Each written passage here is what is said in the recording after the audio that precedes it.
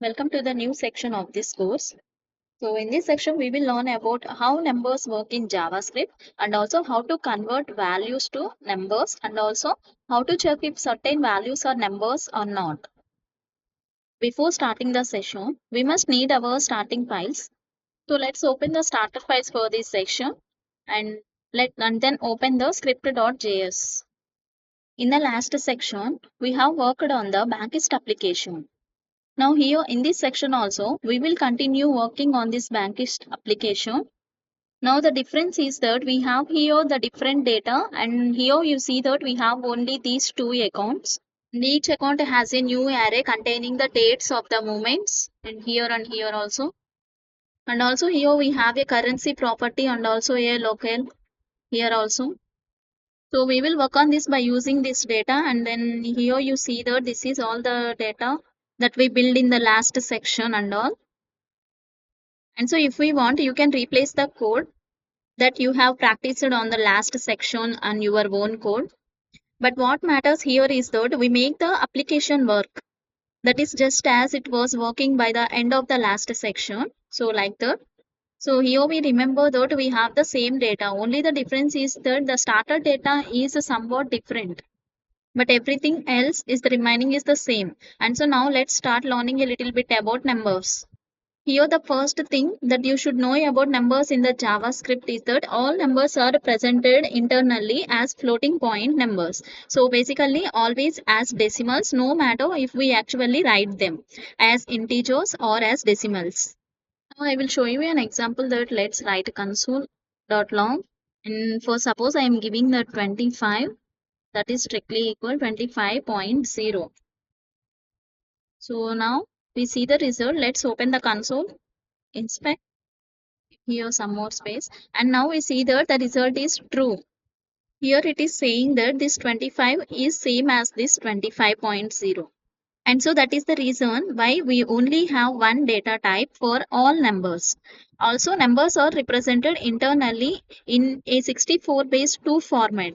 So that means that numbers are always stored in a binary format. So basically they are only composed of zeros and ones. Now, in this binary form, it is very hard to represent some fractions. So that are very easy to represent in the base 10 system that we are used to. So base 10 is basically the numbers from 0 to 9. So let's write that one. Base from base 10 means that is 0 to 9. And also binary base 2 means 0, 1 like that. So as I was saying, there are certain numbers that are very difficult to represent in base 2. And one example of that is a fraction 0.1. And that then results is a very weird results like this. Let's write that console.log for suppose I'm giving that 0.1 plus 0.2. Now let's see the result reload. Here we have that the result is another that is 0.3000 and so on last 4.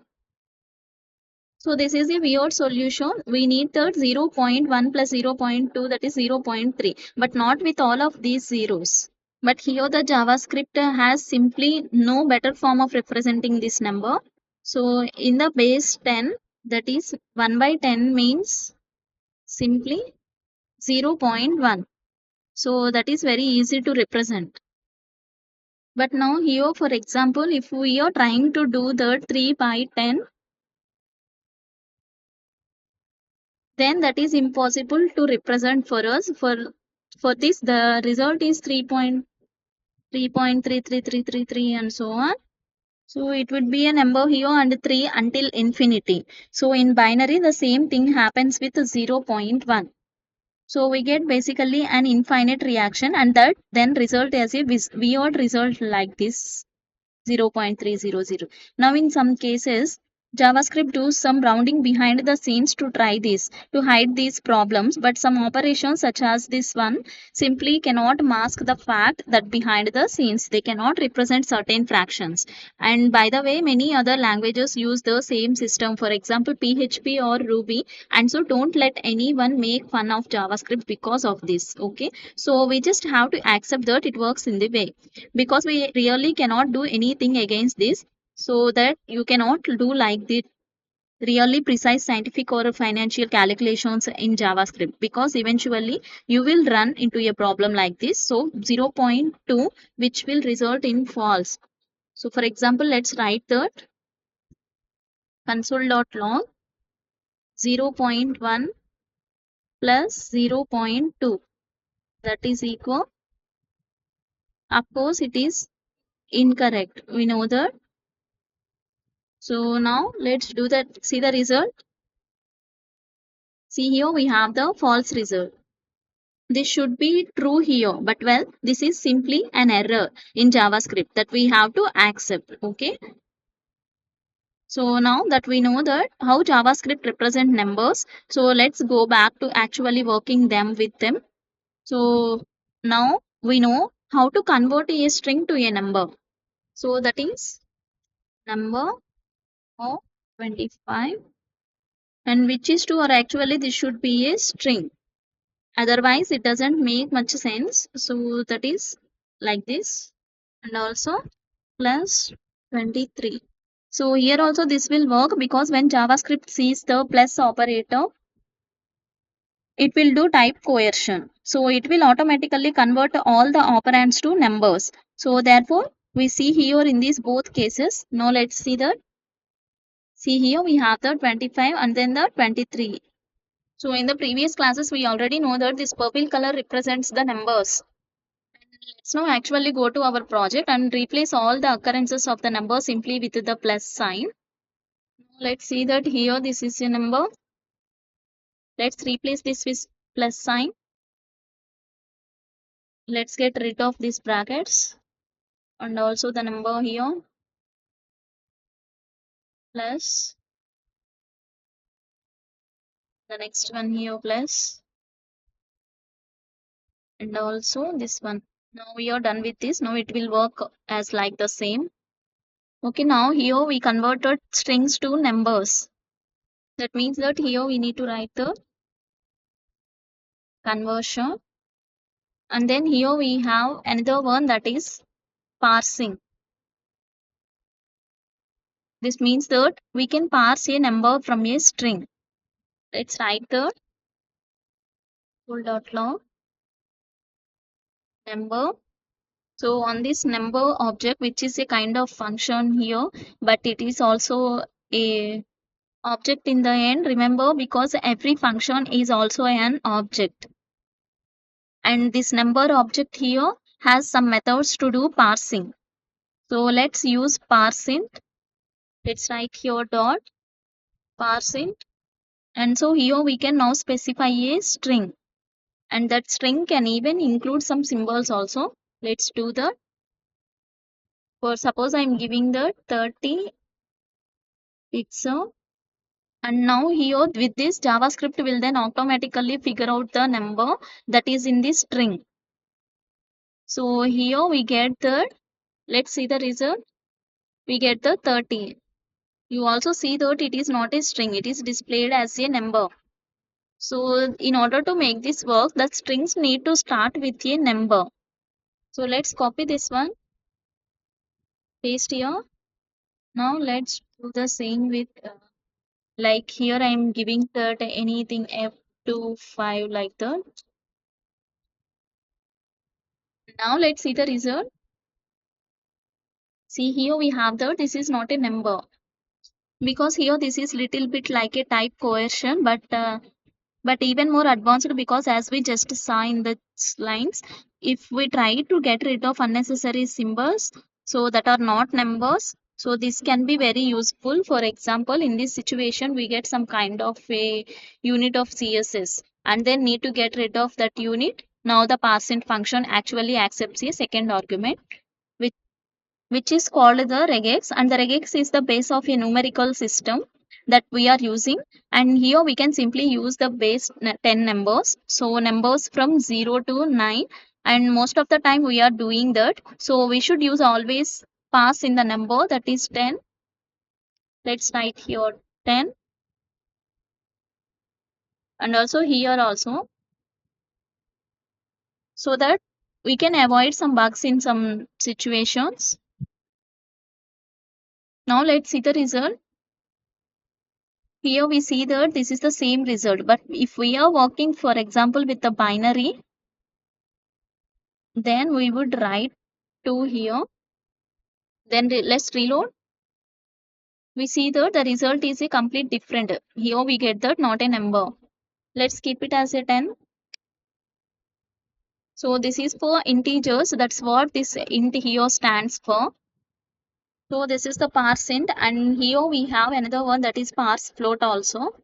And now let's take a look on the console.log number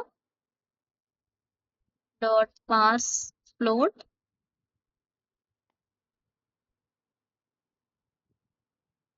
For suppose I am giving that here 2.5 RAM. Now let's see the result reload. See here we have the 2.5. So it means that it reads the decimal number from our string. So floating point number, let's see what happens if we use it int. Let's see the reload. So here we get the integer part, that is 2. Here in this parseInt, it will then stop here at this decimal point. Let's give it a float.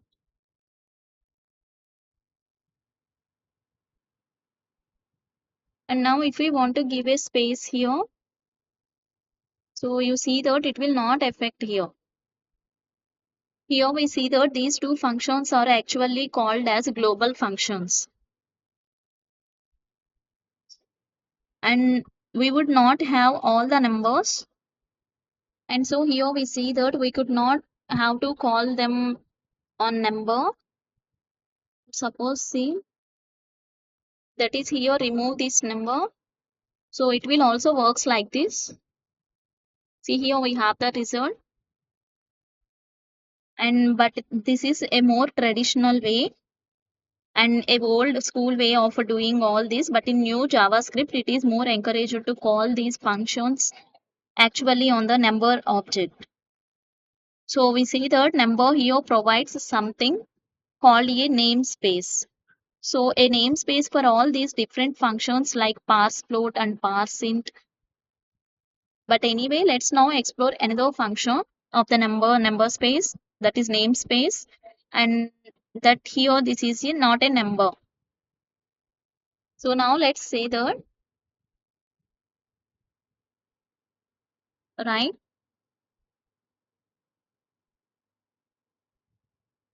number dot is not a number, and then if we pass 20, then let's see the result. After the argument missing, let's see the result.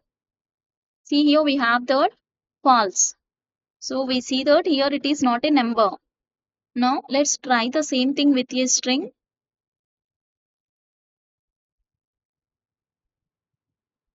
Now let's see the result. And again we have false. Because we have that this is also not a number. It is just a regular value. But now let's try it by converting something. Let's give here. So for example here, if we want to try to convert it to a number, then give here plus.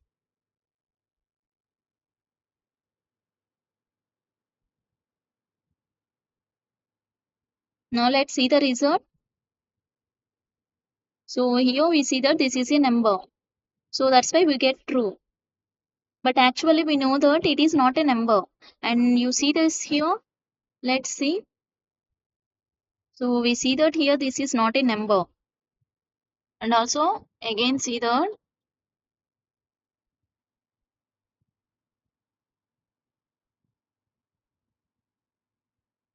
now here I am giving the dividing, for example 25 by 0. So dividing by 0 means it will give us infinite.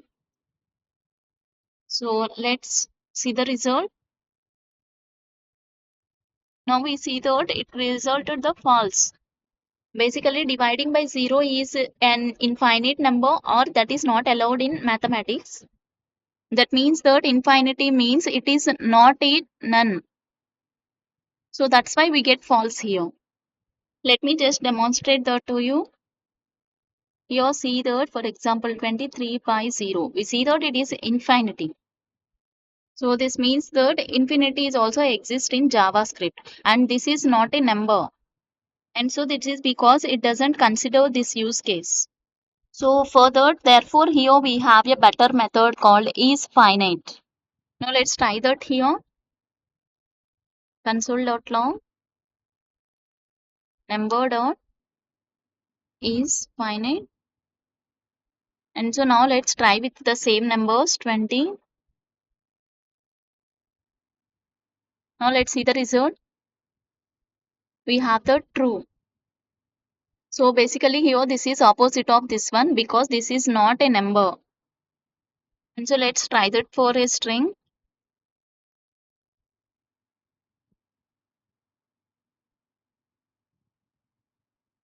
Let's see the result. See here we have the false because it is not a number and so this is actually better to work if something is not number or not. And now this sounds bit confusing and the confusion comes from this here in this none and finite. So that is here this is none method and also here is infinite method is of checking if a value is a number. So let's write for our reference. Checking that if a value is a number. And so now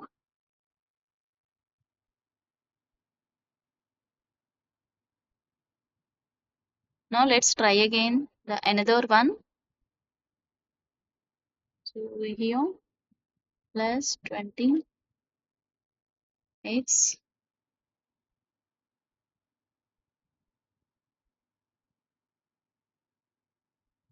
So we are trying to convert it, but here we know that it is not a number. That means that it should be a none. Let's see the result. So here see that this is represented as false. And now finally let's see the last use case. That is this 25 by 0, for example. Let's see the result. See this is also false one. So that is where the name of the method that is comes from actually. So is finite and so is infinity is of course not finite. So this method is the ultimate method that you should use to check if any value is a number. At least when you are working with the floating point numbers. So if you are sure that you just need to check for an integer, then you can use integer as well. So let me just write here comment as well that check if value is not a number. So literally not a number is this. So with this we conclude that if whenever we need to check if your value is a number, so this is the best way. And so now let's see that if whenever we need to check if the number is a integer or not, let's see the number dot is integer and then now give the number 23 like that. And also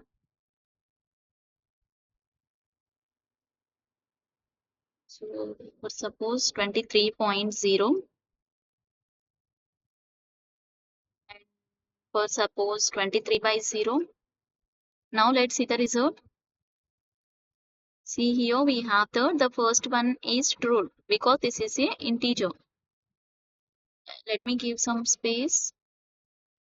See reload.